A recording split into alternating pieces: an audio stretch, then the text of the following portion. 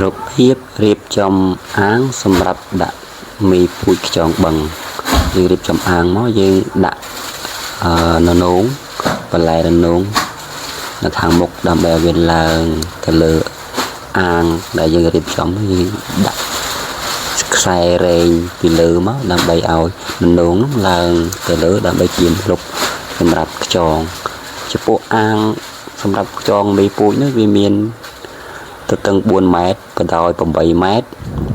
កម្ពស់1ម៉ែត្រ2ព្រោះយើងធ្វើរៀងខ្ពស់ដើម្បីដាក់ទឹកឲ្យជ្រៅព្រោះខ្យងបឹងតម្រូវការទឹកវាជ្រៅទឹកសម្រាប់ខ្យងបឹងយើងដាក់កម្ពស់8ទឹកទៅ1ម៉ែត្រព្រោះខ្យងបឹងស៊ីទឹកជ្រៅហើយត្រជាក់បានអាចចិញ្ចឹមខ្យងបឹងបានសម្រាប់អាងនេះគឺអាចដាក់មីពូជបានចំនួន15គីឡូ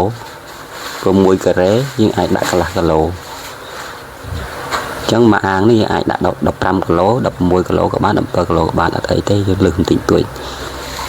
ហើយបាតអាង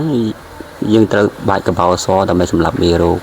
ដើម្បីកុំឲ្យមានមេរោគនោះចោះកស៊ូនៅខាងក្រោមហើយយើងក្រាលតង់ទៅវាអាចធ្លុះតង់សម្រាប់តង់យើងប្រើតង់ UV មកតង់ UV យើងប្រើបានយូរវារយៈពេលបាន5ទៅ6ឆ្នាំបើយើងប្រើជាតង់ការ៉េវាបានរយៈពេលតែ1ឆ្នាំទៅ2ឆ្នាំហើយតង់ UV នេះក៏ថ្លៃដែរហើយយើង